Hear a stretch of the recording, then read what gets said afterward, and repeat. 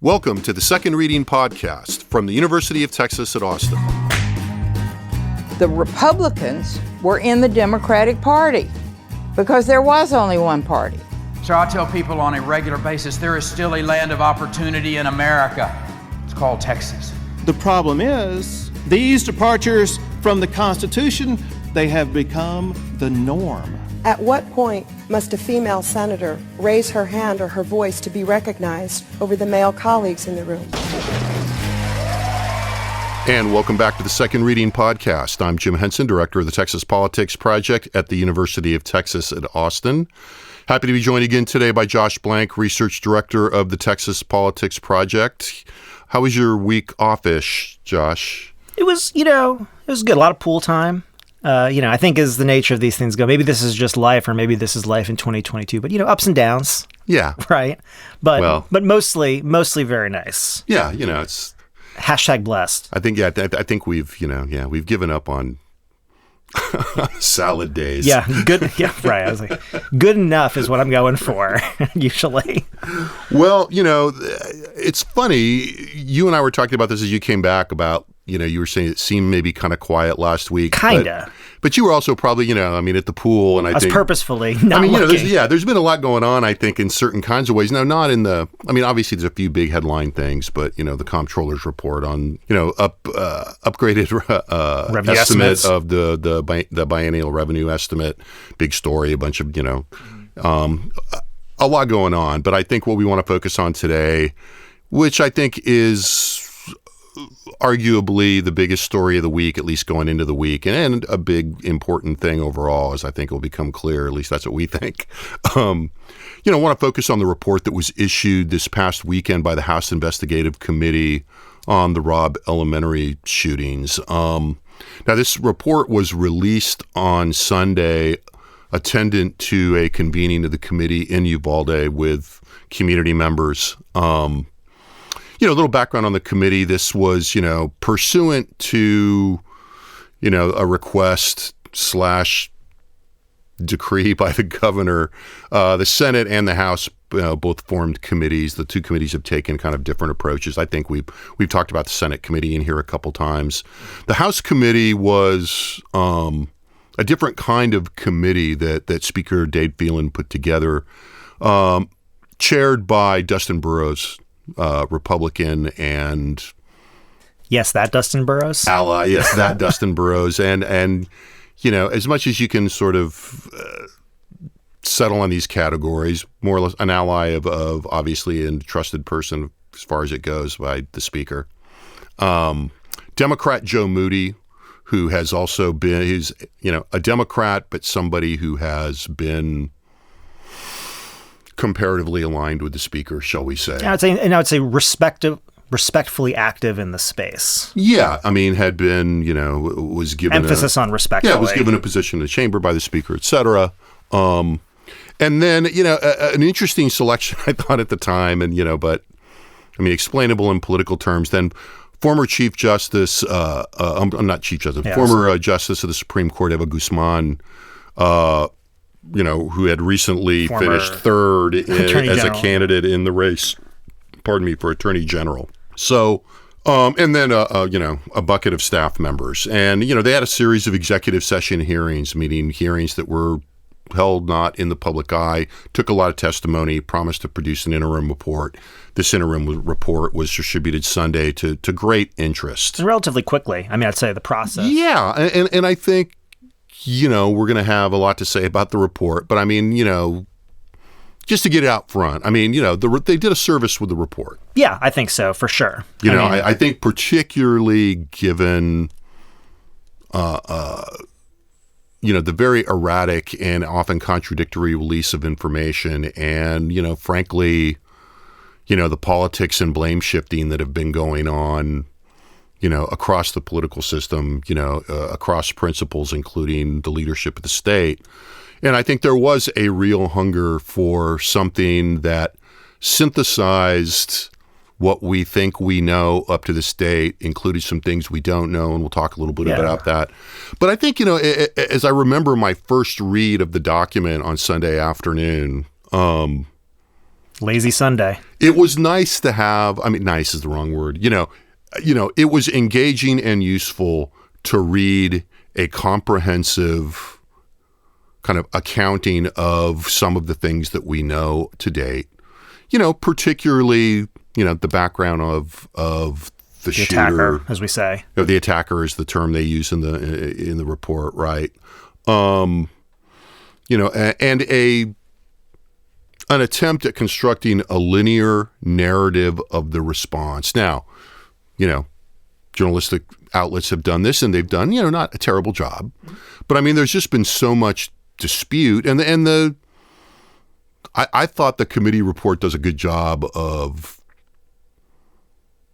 sort of flagging some of those disputes, but not getting too bogged down into the, I think a lot of the mentions of, well, there was an account that said this, but then that was later corrected, wound up in the footnotes, I think, for the most part. Yeah, I mean... there's not a lot of... I mean, in a few places, I think, where there's still open questions, it's in the body of the text, but a lot of it is kind of relegated to, other than, and I know this is something you noticed, want to talk about, other than the kind of shots at the press and things like this. Yeah, I mean, there was definitely an attempt in the report, I think, to play it straight,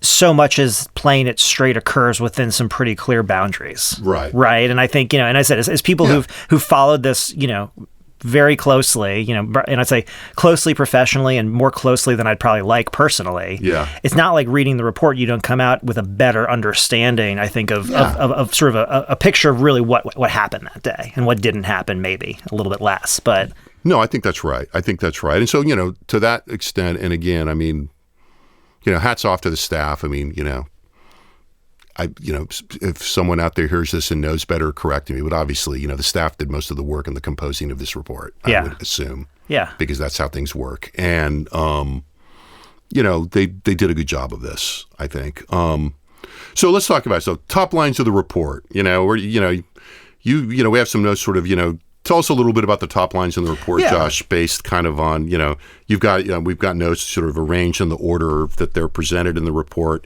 And I'll come back to that because I think there's some interesting things about that. So and that's the thing. I mean, I think, as far as this goes, it's sort of, it's one of these things. We've been talking about this. Once you and I have both read this, it's the only thing we can think about because it's such an interesting document in some ways, and there's a lot of aspects and sort of ways you could look at this that I think we'll kind of go through. Talking about the top lines of the report, and I think I'm presenting this in the order that it's presented in the report, and I think that's important because is that if you're a professor, Dr. Henson. I'm not. I'm just a researcher, but ultimately tell people to organize their arguments. So you kind of do look at the order of things to kind of understand emphases, et cetera. So I think it's worth starting there. Yeah, it's something I wrote for this day, rhetorical strategy. It's a rhetorical strategy. So if we go in the order presented in the report, the first top line is, the school wasn't prepared culturally nor physically. And culturally, I mean, there's this sort of doors were left unlocked all the time. There were safety protocols that were kind of routinely ignored for reasons that are explained, I think, in the report. But this is sort of the top line. This is the first thing we talk about is the school. I think that's what the section is titled, and kind of where the school came up short in the lead up to this and during it. The next sort of big top line of the report is that, first responders really failed to prioritize saving lives and then failed really to coordinate their response after that. I mean, once they had kind of settled into this sort of defensive posture, big, lack of coordination and big lack of leadership. Then there's a very long section about the background of the attacker. And the takeaway, I think, there is that, it seems like a lot of people thought that the attacker might be a danger. He was making, continuous, though sometimes kind of veiled threats.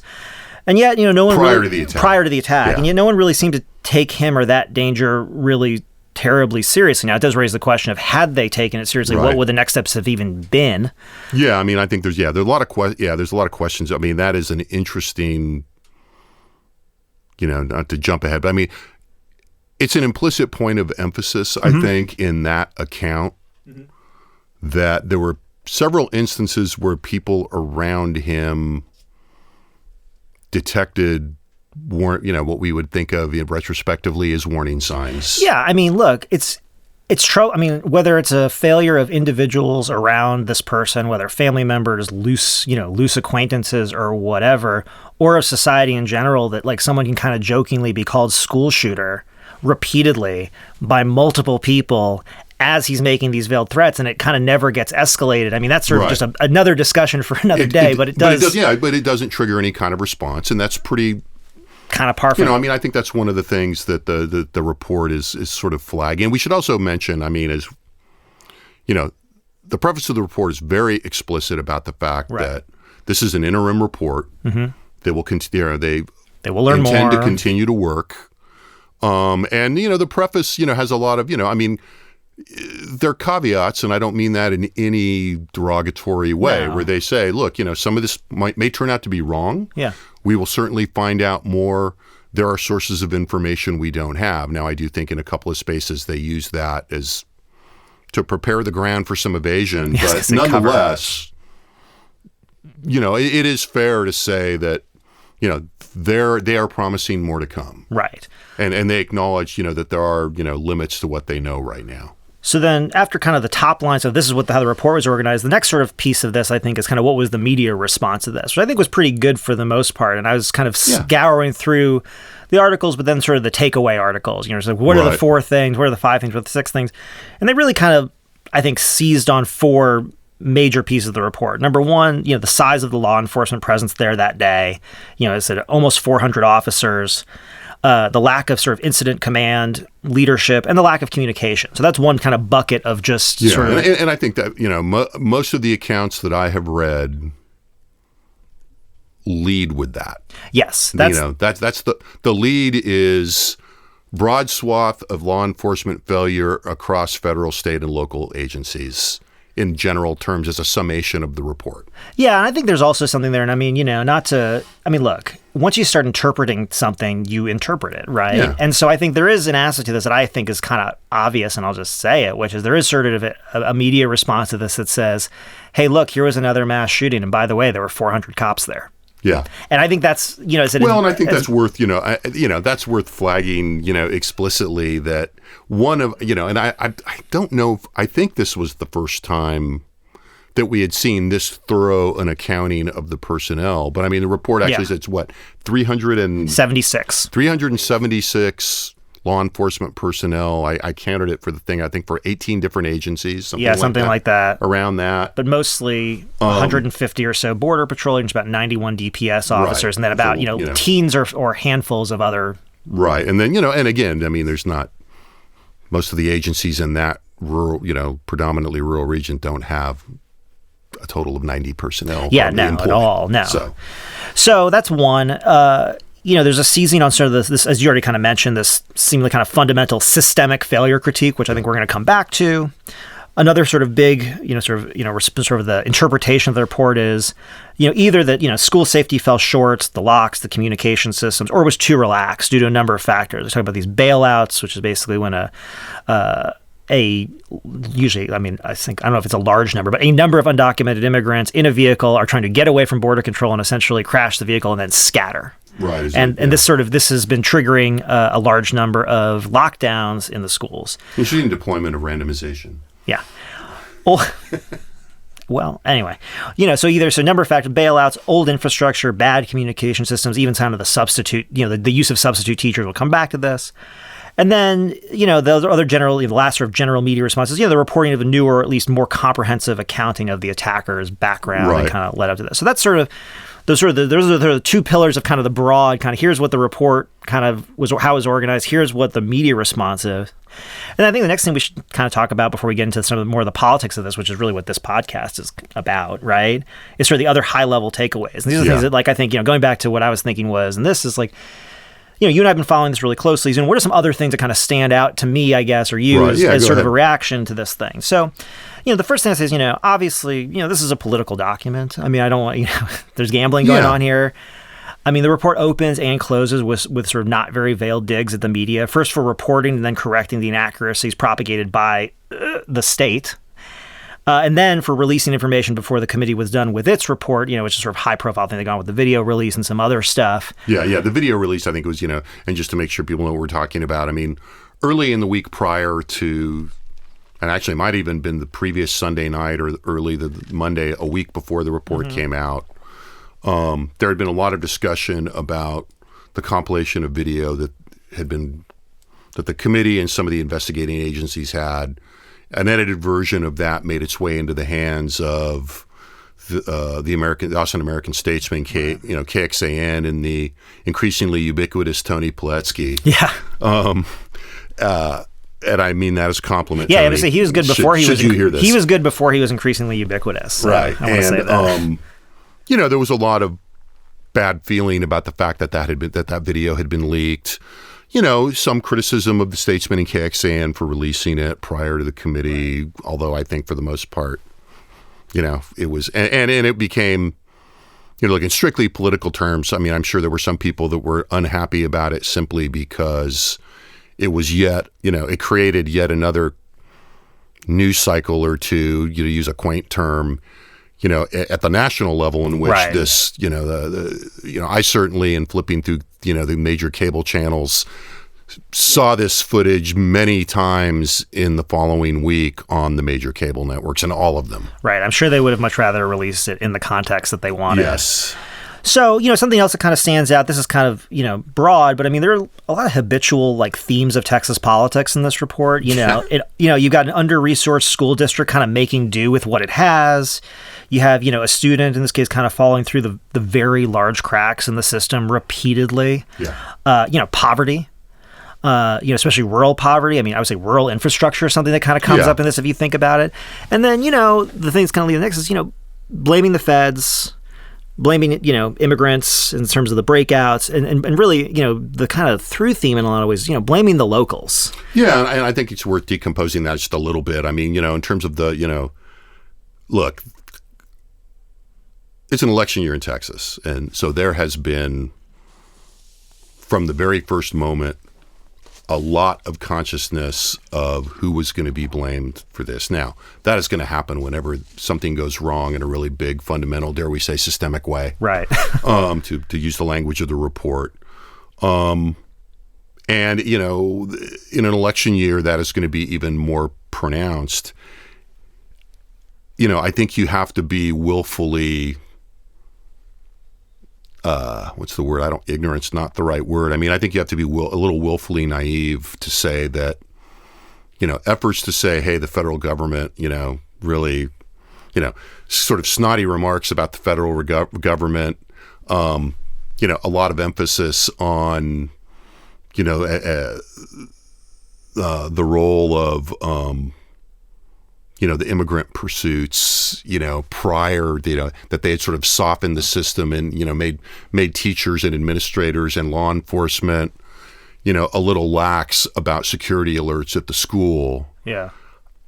That all, resonates so strongly. Yeah. With the political environment of the moment. Yeah. There's no way that there's not some self-awareness that resonance is going to be there when you're writing this report. Now, that doesn't mean you should omit them or whatever, but it's there. And spoiler alert, it was the federal government's police force that actually decided to breach the room, apparently, at least in the report, at no direction from the incident commander or anybody, as far as we can tell, at least at this point. Yeah, they made a decision. Look, in some ways, but even in that, I mean, and this is getting into the weeds of the report, but even in that, the report is a little implicitly, I shouldn't even say implicitly, the report to me, again, in the composition of it, very directly makes sure that the reader knows that, yes, as everybody has heard ad infinitum in the last 2 months, Uvalde CISD police chief Arredondo made, bad decisions. They're very direct about that in the report. Has some responsibility for delaying the response. Right. But they're pretty clear when they summarize the document to also say, and by the way, the federal forces that did ultimately lead the breach were also waiting for gear, a rifle-rated shield, etc. And they also waited a while after arrival to actually go in. So, Yeah, let's all. And then we'll get back to who's not mentioned in that account. But it's pretty, it's pretty direct. And I want to pause and just say, what I would say to people also, I would urge you, look, it's 77 pages. It's not actually 77 pages. Well, yeah, because it's a little shorter than that, I guess. Or actually, as a document, it's a little longer, depending on how you read it. But it's, 70-something pages. It is very worth anybody's effort who is interested in this or even has feelings about it, frankly, to read the entire report. Right. And to read it, with some care. Right. So going back to kind of some takeaways here, about blaming the locals, one of the interesting things, you go a little bit deeper, to me that's interesting, I guess, is, Uvalde CISD, despite the fact that, again, the beginning of the report kind of describes how the school, basically the school is the first point of kind of failure, at least as a priority emphasis in the report. But Uvalde CISD was described as one of the few Texas school districts that have actually submitted a viable active shooter policy. Now, did they seem to have implemented horrifically? Yes, yeah. They failed at implementing it. But they also was one of the few districts that have spent state funds to upgrade security allotted in 2019. They spent on cameras, fencing, magnetic entries at some schools. I think this is kind of partially what we talk about when we talk about hardening. So in some ways, you kind of look at this and you say, yeah, but weren't they doing everything that they're supposed to do? Again, this is just kind of one of my takeaways and stuff. I understand that the implementation was poor, but the truth is, from what we've seen, and the report makes this point, there's probably over 80,000 buildings in Texas that house school-age children at some point during the day. Yes. There's a lot of facilities to manage. There's 1,200 school districts. Ultimately, you read this report, you realize, we're talking about this one school, and we'll kind of come back to this, but you could be talking about any school. And this school actually seemed to be doing a lot of things that the legislature had wanted them to do. They had its own police force. They wave in that direction. Yeah, they have a report waves in that direction. Again, Arredondo had some big failures, but they have a police chief with experience. They have a force. They're spending this money. They have a plan. They're actually doing what you're supposed to do. Yeah. I kind of think, the other thing is this under the blaming the locals. The talk about the school again, I say there's no villains, but quote, a regrettable culture of non-compliance. Yeah. And it's hard to come away with and say, the newest school in Uvalde CISD was built in 1980 something. They describe the maintenance situation in which you've got basically non-experts going around watching YouTube videos to fix the locks, which, by the way, the maker of went out of business last year and can no longer even be achieved. There's a reason there's 50, 60 keys, around this thing. And then the other, sort of blaming the locals theme is, the sustained focus on Arredondo, which is, it's an odd tension in this whole document, right? And it's hard, and this is the thing that I sort of took away from this. I think it's easy to have a lot of contempt for Arredondo, and I say... mistakes were made. But the thing is, yes, were made by him, and he's going to have to live with what he could have and should have done differently for the rest of his life. But it's hard to read this document and not come away with the conclusion that Arredondo was not the incident commander in any functional sense. Yeah, and I think that look, this is one of those areas where, the rhetorical approach of, there is a rhetorical approach in this document. Mm-hmm. And the treatment of Arredondo is a very complex part of this, because on one hand, seems to me the committee, the authors are conscious that, he was the first available scapegoat. Everybody knows that, to foreshadow where we're going, the director of DPS, Steve McCraw, was very, very critical of him and very directly critical of him. Mm-hmm. Others have been very directly critical of him. He's done himself no favors by giving some uneven accounts, right? Including a early interview with the Tribune, which I'm sure he's now regretting. But that said, as you say, there were a lot of other things going on here, and it's one of the areas where the report, as we said at the beginning, provides a lot of clarity, but it also subtly reinforces some of the narratives that have been built out there around, what the reflexive assignment of blame is going to look like going forward and as we look back on this. The thing that I think struck me the most, that stuck with me the most in the report in terms of thinking about it this way was, going through this section on the response of Arredondo, a lot of people point out, well, he wrote the active school shooter policy. And the first thing I think to myself is, okay, of the 376 officers on site that day, how many were aware that maybe one of kind of the least trained kind of, in terms of departmental ranking officers is now in charge of this whole entity? I mean, the idea that there's no mention of this, that any of the DPS officers there or any of the Border Patrol officers there, or anybody else was aware that there was an active school shooter policy that placed Arredondo in charge. Number one. Number two, if you actually then look at the policy, which they lay out in the report. And let me put something in there just before you move on to that second part of the well, actually, maybe you're going to say it. Go ahead and go to the policy thing. Well, I'll say then when they lay out the actual policy, the response that was supposed to be engaged in by Arredondo, it's very clear that from the minute he was inside the building, in the hallway, he was not the incident commander. Because he could not have done any of the things that the policy laid out. And so in that sense, look, and whether he did this at full awareness of that or not, his initial thing is I never thought of myself as the incident commander. Right. Is somewhat now, he could have made a different decision. He could have left the immediate scene and gone and set up a Which is what he probably post. Should have done based on and the policy. That's probably what he should have done, given... But there's also, that same policy that people are pointing to and that the report is very explicit at pointing to and saying, in the policy he wrote, he was first on the list of incident commander, but there was a list. Yeah. And there were other people below that could have taken over once he... Right. It was clear that he was in the building and for whatever reason wasn't going to leave. And that's the other key part. And so you go from there and you say, okay, and this is what's interesting about the report, is in some ways, it lays out that, his policy says he's the incident commander. It lays out what that means, and then it kind of moves on to the next thing. You say, okay. Yeah. But the next thing is, well, what is this incident commander, again, and I should say, I am so very much a civilian, so feel free to lambast anything I say. But basically, from my understanding of it as a very informed and interested layman here, the next piece of this is, well, how does incident command get passed on? Right. And it goes through that process. And what's clear to me, again, as sort of someone just kind of reading this and trying to understand it, is that, the incident command piece is very fluid, usually, especially at the beginning of these incidents. The first person who arrives is, by definition, the incident commander, whether it was Arredondo or not. Yeah. He would have been probably the incident commander because he was there. But the idea is, and my understanding from reading it, is that at that point, you kind of pass it on and up. And part of that, it seems, from reading the report, is that, one, you want to pass it on to higher ranking officers with more authority.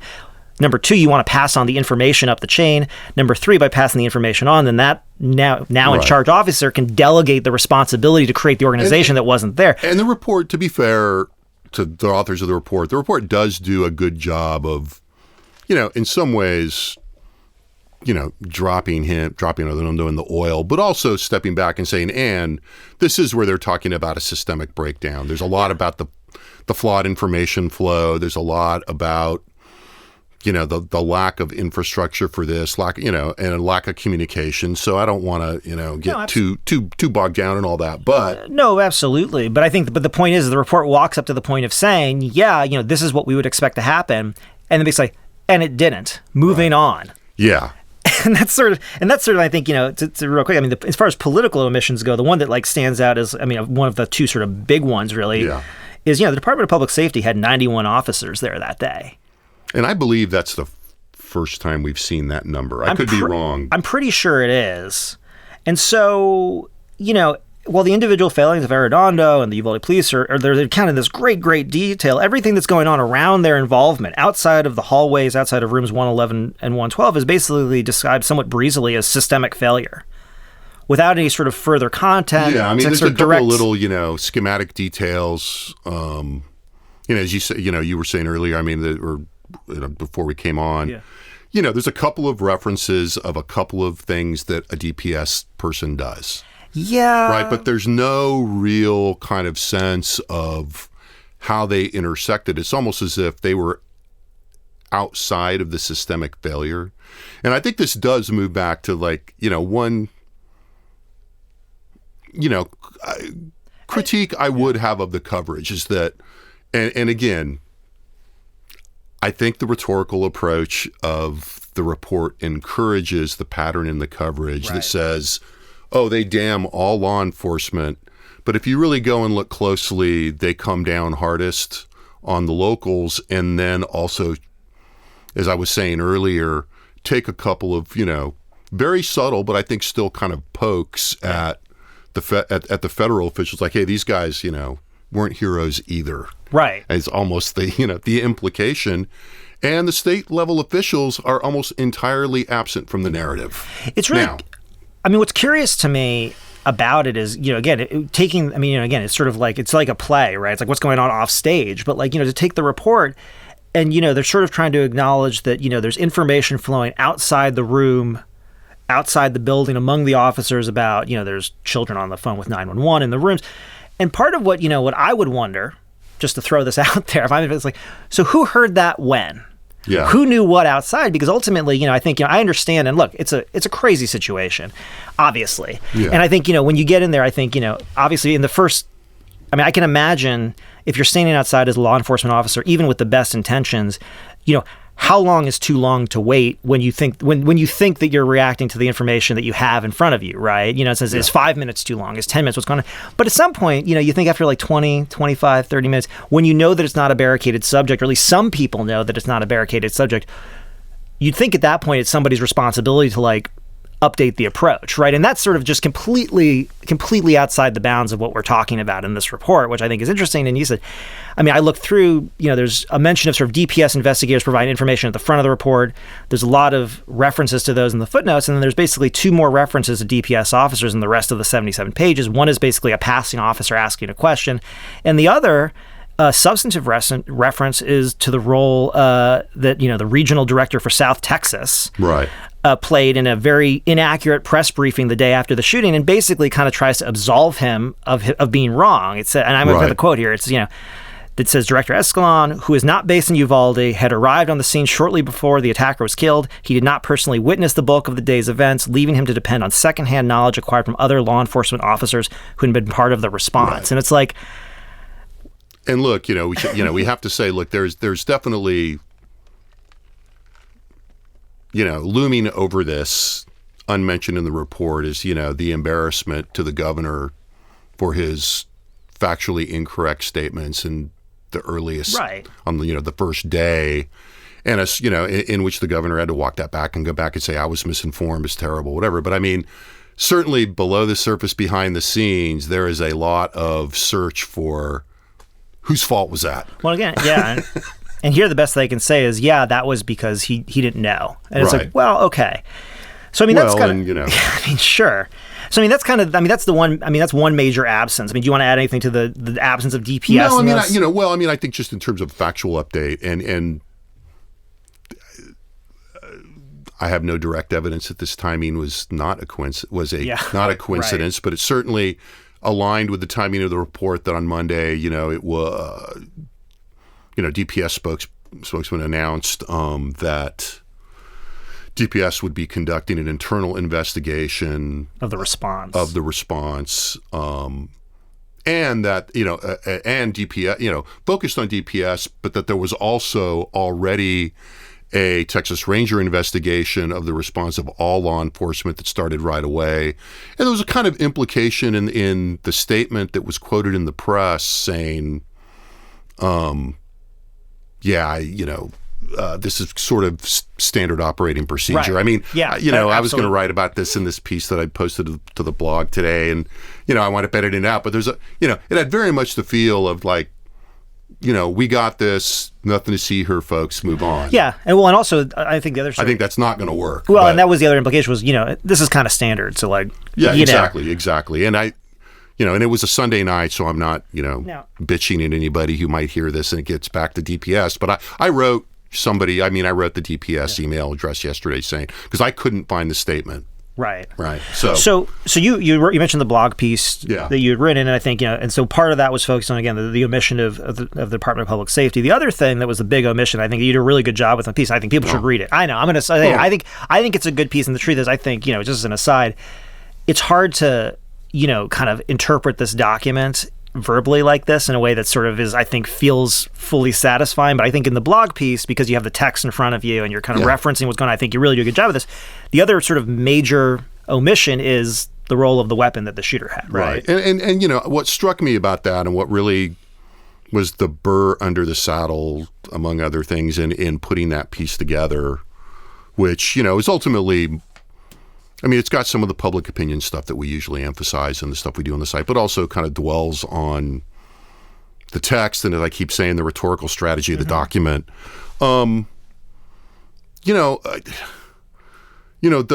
the weapon that the shooter used, to my mind, based on what I read in the report, and this really hadn't occurred to me too much, in a very well-formed way until I actually read the report. Yeah, absolutely. But the report points in multiple places to the importance of the fact that this 18-year-old had this very lethal weapon. And people will write and say, well, you know what you're talking about. What is AR-15 style doesn't mean anything. Assault weapon doesn't mean anything. R-rated podcast. I just think that's bullshit. Right. I mean, this is a weapon that is designed to be, lethal. Yeah. And designed to have a lot of firepower. And more to the point, it's not even that general point. The point is that for all the talk about systemic failure and all the talk about failures across the scope of the agency, one thing and across the school district and across the mental health system. One thing that is very clear is that, and the report illustrates this in very direct, nicely empirical terms, observed terms, that the first responders get there, the walls are all shot up, there are bullet holes in the wall. It describes, quote unquote, clouds of drywall dust because they arrived just after a spate of discharges. It describes somebody being killed injured, she was injured, not killed, who was shot through what would appear to be at least 2 walls. And then it describes a breach that is repelled by law enforcement officers, and then gives you video of, allowing for the fact that video is not as necessarily reliable as we think, but that certainly, in conjunction with the text description, shows the armed law enforcement officials retreating back to the ends of the hallway where they are, safe to stage. And they're clearly worried about being shot through the walls by this high-powered weapon. And they are clearly in all of the, all of the chat that is, all of the accounts that emphasize the delay in waiting because they wanted better equipment. They wanted the rifle-rated shield. I mean, all of that is predicated on knowledge that there is a high-powered weapon in the room, which has already repelled them once, and which has already demonstrated that, whatever munitions he's using will penetrate the walls, so they are not safe approaching the room. Yeah. Now, how you do a recitation of facts of the case at the end of that document, which is how the document ends with this look, I get it for clarity's sake, but it's almost bureaucratically perverse in the way that you have this outline document, and the only mentions of guns, is a very weirdly obtuse reference to the fact that he bought the guns and the 2 assault weapons and the ammunition legally after he turned 18 from a licensed gun dealer, and that's it. Where if you're going to talk about the police, quote unquote failure, and the response but the response there, it is just, to me, it's logically just indefensible to not talk about the weapon. Yeah, I mean, in the intro section, I wrote down, it says that the purpose of the report was to, quote, critically examine the contributing factors. Right. And it's like, and to your point, how do you square that? I mean, there's a quote, they have the transcript from Arredondo speaking to the 911 dispatcher about, and she asks, do you need SWAT? And he says, and this is the quote, he says, yes, and they need to be outside of this building prepared because we don't have enough firepower right now. It's all pistol, and he has an AR-15. Yeah, and he mentions the AR-15 twice. Yeah, twice in that exchange. In that call with the Uvalde police dispatch. I mean, and again, it's implicit in the tactical approach, and I think that it's reasonable to say this was at all, that there was a mistaken judgment, in terms of, treating him as a barricaded situation rather than active shooter situation, and that they should have gone there. I think that is all utterly correct. But look, beyond that decision, I don't see how you explain the psychology of the tactical approach. Right. They want to talk about, the culture of whatever. I mean, There's something else that is out there that is predicated, and is very present among the first responders, that is predicated on the firepower that they know has been deployed by the shooter. And I do not know how you justify. I would anticipate the justification. I don't want to second guess. I'll let, to the extent that people are going to talk about it. We could shift to the polling in a second. But I think that it is,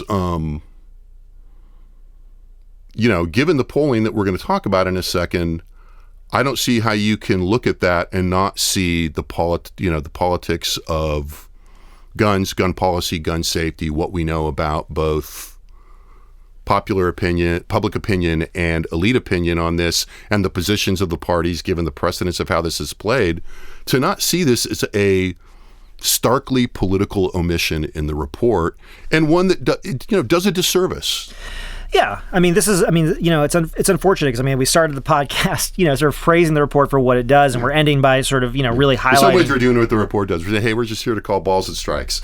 Yeah, well, I think what it is it does raise this sort of issue again, which is, we talked about this, right in the wake of the shooting. I wrote about it, I think the week of, and you and I have talked about it since then. But ultimately, this is sort of another entry into kind of the really stagnant politics around this kind of stuff. The report even goes on to mention the fact that, the owner of the gun store didn't see anything wrong with them. Now, this was in FBI interviews, although the FBI also interviews other patrons who were there who all basically said, no, he gave off, I think the quote was, appeared odd and looked like one of those school shooters was the quote. Yeah. He was all dressed in black, one of them says. Yeah. He said, another described his all black clothing as simply giving off, quote, bad vibes. So, the idea that we're not, going to talk about the fact that, I'll just add to this one piece is, by the account given, it looks like that this mass shooting was the first time that this attacker may have ever even shot a gun. Yeah. Which just sort of speaks to, again, and you sort of read that piece, and again, I'm just sitting here listening to how easy it is for someone to go from having, a horrific idea to implementing it in a state that basically has no laws limiting gun access, especially if you basically just turned 18. Anyway, but the other thing is, to your point about, it's hard not to look at this as a political document, is because it aligns so clearly with the public opinion data. And we'll go through this quick. With the partisan patterns and gun attitudes. Yeah, with the partisan patterns and gun attitudes. So real quick, right? In June, we asked a number of questions, obviously, about, gun violence, mass shootings, gun control. When we asked about the causes of mass shooting, which we've done a number of times, 25% of Texans blame current gun laws as the most critical factor that sort of leads to these mass shootings. That's gone up over time. That's the plurality response. That's the plurality response. But a quarter of people put a pin in that. Yeah. 20% said failures of the mental health system. 13% said unstable family situations. And just as a side down the list, 7% insufficient security at public buildings, which is sort of a response du jour for these things. Among Democrats, 50% say current gun laws. Not surprising, right? Among Republicans, only, I think, 6% say current gun laws. 25% say failures of the mental health system. Another 21% say unstable family situation. 13% blame the media, the attention that they give to perpetrators. And then 11% blame insufficient security. So it's ultimately, when you think about what's in the report and what's not in the report, the biggest section is about, basically about the attacker's mental health kind of leading up to it, his family situation, there's digs at the media, and then it talks about the failures of the school. So it's a pretty fair description of what the emphasis is in the report. Then when we talk about the omission of guns, we ask the question we've asked many times, would the U.S. be more or less safe if more people carried guns? Overall, a plurality of Texans, 43% say less safe, 34% say more safe. But again, 77% of Democrats say less safe. A majority of Republicans, 57%, say more safe. So the idea that, removing guns is the response or something is just not, it's a non-starter. Having said all that, and, to your point, is like, thinking about systemic issues, right? Ultimately, Texas looks like a lot of other places when it comes to some of these high-profile potential kind of gun safety laws. A nationwide ban on semi-automatic weapons, which is a pretty strong policy statement, has a majority approval, 54%, 39% opposed, but ultimately that's 84% of Democrats, only 31% of Republicans, 63% of Republicans would oppose a ban on semi-automatic weapons. Yeah. Raising the age to purchase a firearm from 18 to 21, 60% approval, 91% of Democrats, 56% of Republicans. We'll see what happens with that. There's still 40% opposed. Red flag law support, 66% of Texans, 89% of Democrats, and Republicans on balance are in favor, 49 support, 40 oppose. Some other attitudes that kind of fall out of this, I think, that are important in the general discussion. Attitudes towards the police. 75% of Republicans hold a favorable attitude towards the police, only 11% an unfavorable attitudes. Attitudes towards public schools. The plurality of Republicans, 46%, hold an unfavorable opinion towards the public schools, which is sort of falls out of the politics that we've been witnessing lately that have really politicized schools. 32% hold a favorable opinion. So ultimately, when you think about the emphasis of the report, where the blame is, overlay that the fact that we're in an election year, as you point out, it's and again, I think the things that we've laid out, it's hard not to look at this and say, this report does a lot to advance our understanding, but it's still a political document. Yeah, I wrestled with this a little bit in thinking about the podcast and putting the piece together for the site and thinking about what we're going to do with this going forward. I mean, to begin to tie it together a little bit. I mean, we're better off with the report. Yes, absolutely. And it's a good exercise, and but I also think it's important, and I think this is the space we try to live in at least a little bit, is that it's important to be straightforward about the impact of politics on governance. Mm-hmm. Yeah. To put it as succinctly as possible, and to not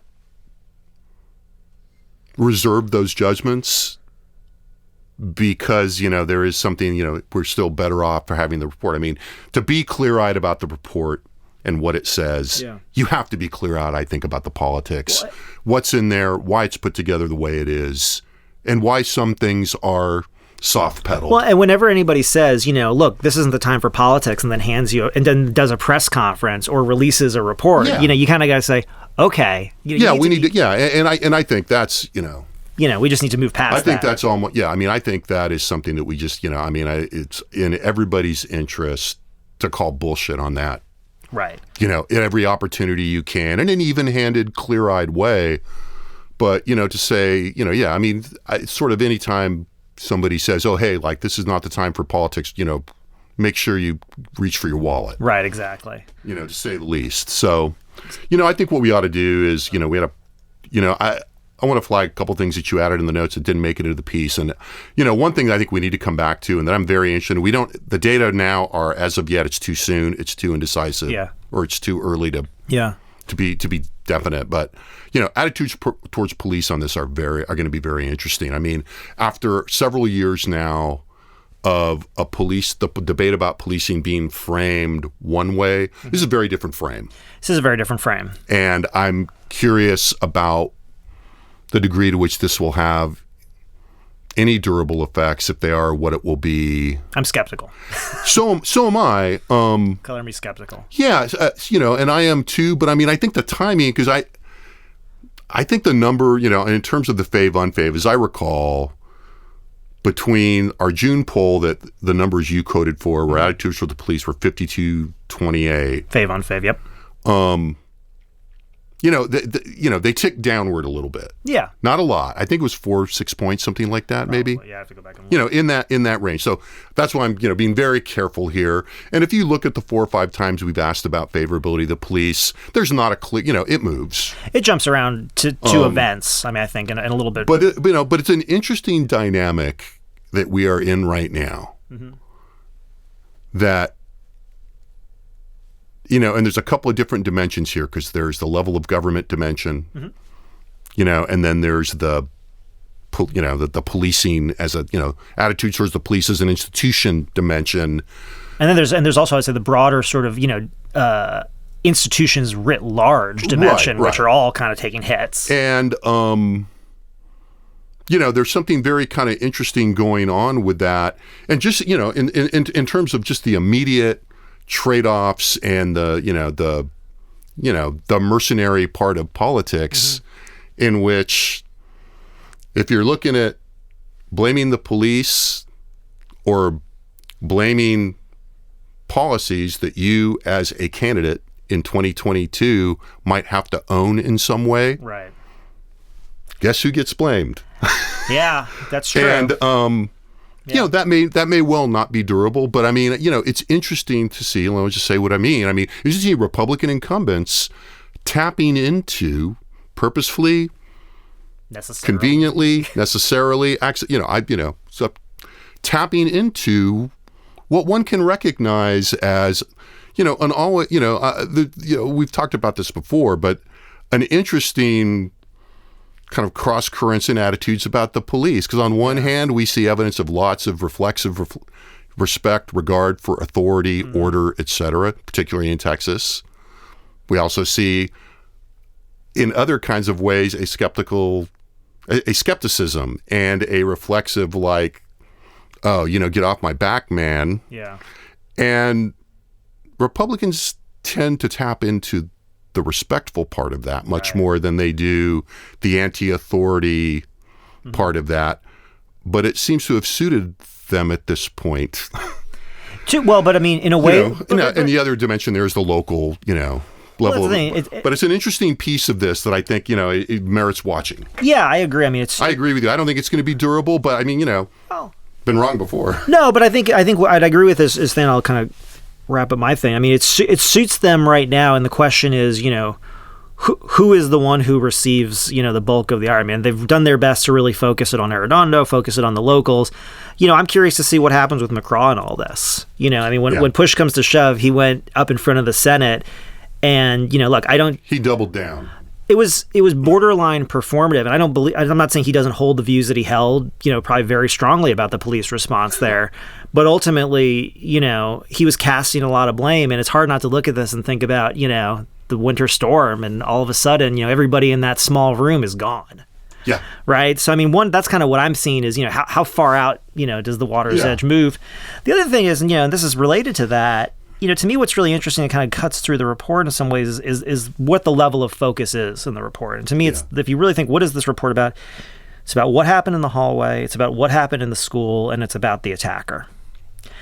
And then it talks in sort of passing terms about systemic issues, but really, systemic in name only. And one of the things about kind of this is, ultimately, whatever, individual issues, that they're pointing to, whether they're pointing to, the infrastructure and the stuff in the school, that could have been any school in Texas. I mean, like, there are a lot of schools that have poor security, and it's going to be very expensive if we're going to fix that. And maybe with the comptroller's updating of the revenue estimates, that could some of that could happen. Maybe there'll be some left over after the property tax reduction. Maybe so.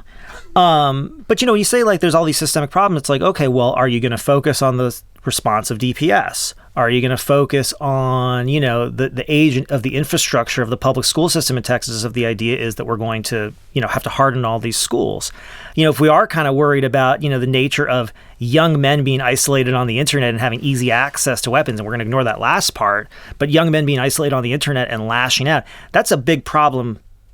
Generally, what is the state going to do about that, right? I mean, there's a lot of stuff that I don't really think that the state is, I would say, shown it's either equipped for or interested in really addressing. And these are all these kind of things on this systemic edge of it. But if we can just, this is where the political things, but if we can just focus this down to what happened in this particular school on this particular day with this particular police chief and this particular shooter, it becomes much more manageable of a situation. Yeah, I think you're right. I think there's a real tension there. And I think that, I think that's a good point. And I think that, what that points to is, a very common phenomena that we see in politics, particularly with issues, that are particularly salient and politically fraught. Mm-hmm. And that is, as you talk about, possible solutions, a lot of that depends on your ability to define the problem in your own terms. Mm-hmm. And that's what we're in the middle of on this right now. Yeah, exactly. So, and it's fraught, and I think it's, take an editorial moment, like, the old TV casters at the end would say, and now a editorial comment. I mean, on one hand, as I've said earlier, we can't be shocked that politics are entering into something that is this important and this salient in an election year. On the other hand, it is going to be terrible if we can't have a more comprehensive, real conversation about this. Well, and I mean, I'll just say, again, like my skepticism about the durability, there's very little evidence that we can. No, and I think that's right, and that's, so I guess that's the editorial comment or is, willing. is that, this is terrible, which is probably why I stood at my desk last night for 4 hours and my legs hurt today, going through this and working on it. But we will post some more, more comprehensive data on this maybe if I can think of a way to do it. There were some things I didn't put in the already long post on this, but check out the post though. Some more, check out the post. I say with all humility. Thanks to Josh for being here. Thanks to our excellent production team in the audio studio and the Liberal Arts Development Studio at UT Austin. Thank you for listening, and remember, you can find all the data we've referenced today, much, much more, at the Texas Politics Project website. That's texaspolitics.utexas.edu, and we'll be back soon with another Second Reading podcast. The Second Reading podcast is a production of the Texas Politics Project at the University of Texas at Austin.